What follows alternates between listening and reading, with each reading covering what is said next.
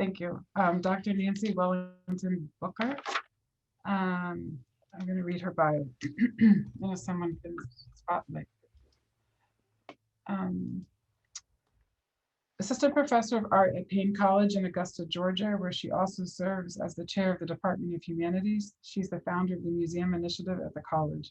The Arts Initiative fosters a philosophical examination of the traditional framework of art and the humanities through exhibitions, educational programs, and lecture series.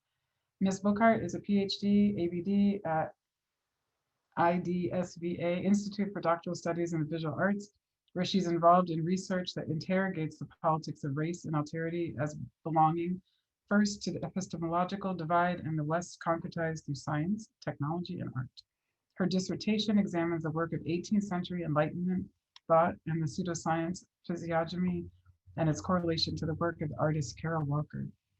She argues Walker's work as belonging to the aesthetic regime of art. In the aesthetic regime of art, the image performs as an equilibrium of perception and the fashioning of a common world. Welcome, Dr. Bookhart. Thank you. I hope I can share my screen. It should be. Yeah, I think so. Here we go.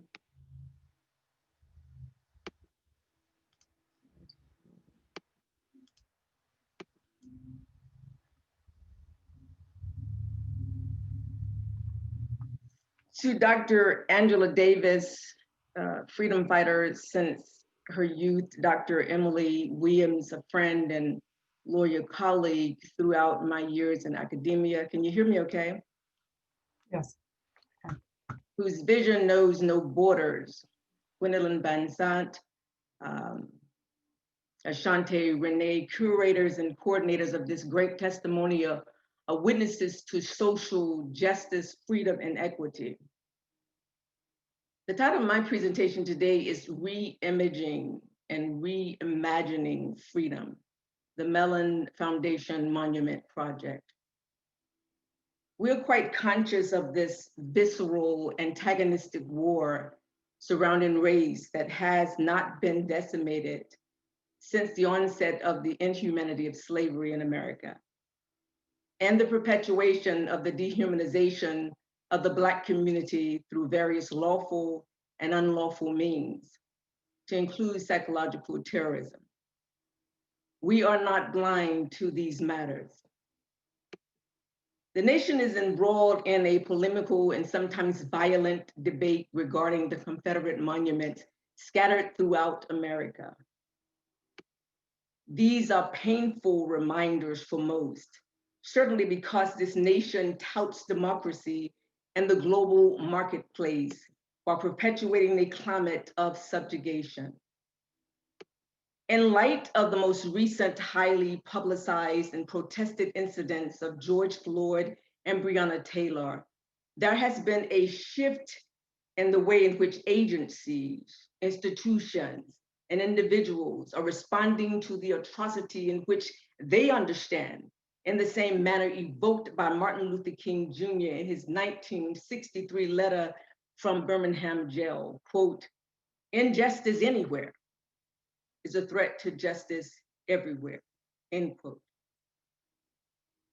Recently, the Mellon Foundation, as the largest supporter of the arts in the US, took an affirmative stand by announcing that they would donate substantial funds in what they believe has the potential for a sustainable solution to this battle. The headline read, Mellon Foundation to spend $250 million to reimagine monuments. What is it to state, as does my title, to re-image and reimagine freedom? What is the Mellon Foundation proposing that these new monuments would do for justice, for freedom, for equity? The question for this brief talk is, how do these or any visual works of art re-image or reimagine freedom while shattering the myths of history? My research and philosophical stance are that art can reformulate humanity as a community of equals in the beautiful object. The 1915 blockbuster film, The Birth of a Nation, reignited the KKK organization and at once concretized the characterology of the Black man as the American monster and its vitriol showing. Contrary-wise, the still from the video filmed by the lone teenager, Darnella Frazier, of the unjust treatment of George Floyd that led to his death, defines the beautiful object. And it moved not only a nation, but nations to action to respond to what is common to all of us, the right to be human. Now, I know you're saying to yourself, how could this be a beautiful object? And I hope that it can be helpful with this Goya's work. Similar in nature to Ms. Frazier's work is that of Francesca Goya's, 1814, the 3rd of May, where he clearly depicts the innocent martyred in the streets of Spain in the Napoleonic War, helpless against the gridiron of the state. Du Bois would declare in his Criteria of Negro Art speech at the NAACP conference of 1926, quote, "Thus all art is propaganda and ever must be. Despite the wailing of the purists, I stand in utter shamelessness and say that whatever art I have for writing has always been used for propaganda, for gaining the right of Black folk to love and enjoy. I do not care a damn for any art that is not used for propaganda, but I do care when propaganda is confined to one side while the other is stripped and silent."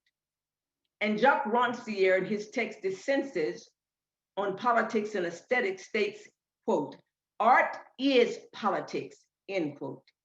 Beautiful objects are objects of equilibrium in their showing. This concept is undergirded in Friedrich Schiller's On the Aesthetic Education of Man in his 6th letter.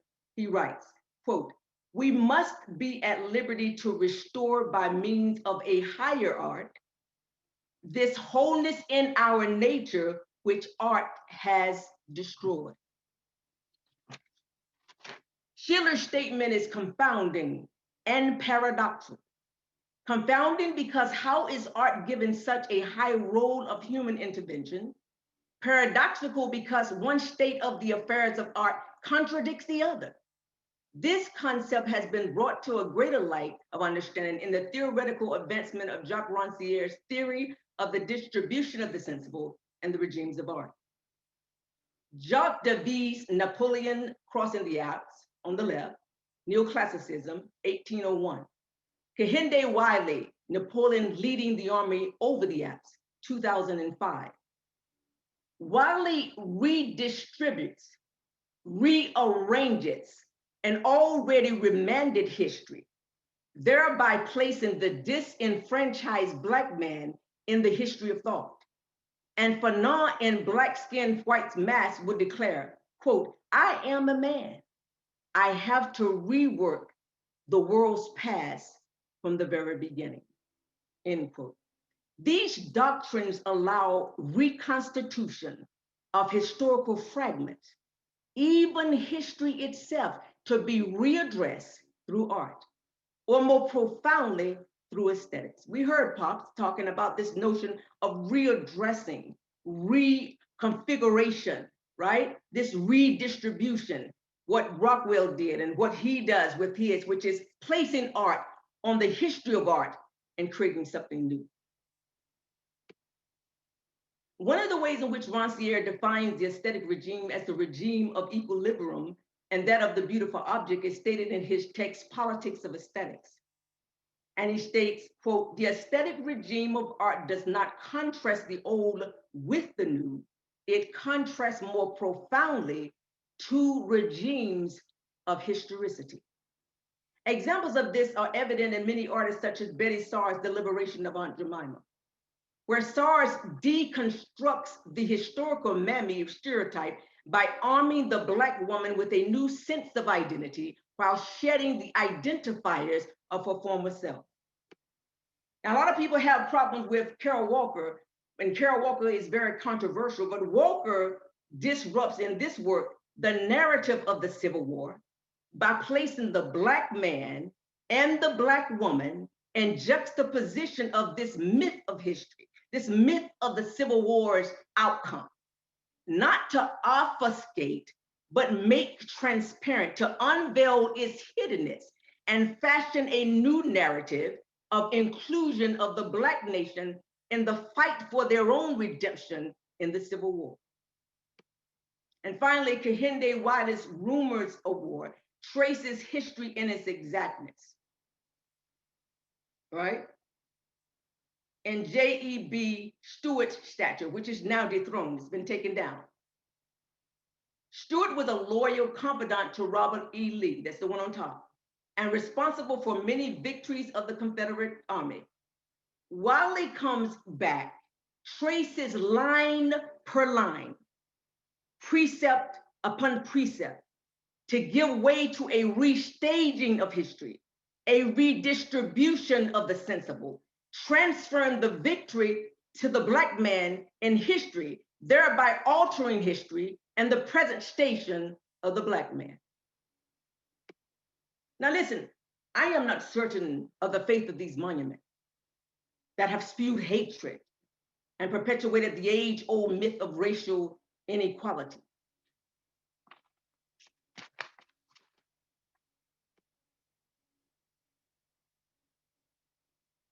But in the meantime,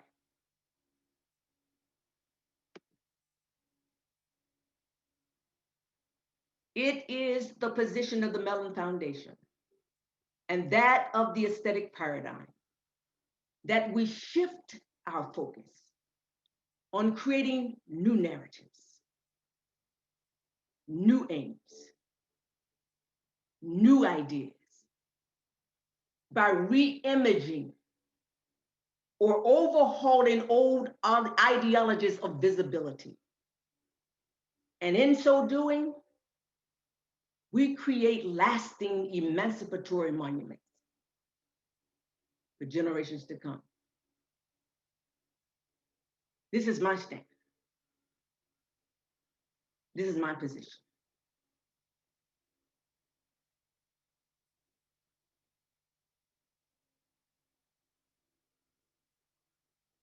Keep fighting. Thank you.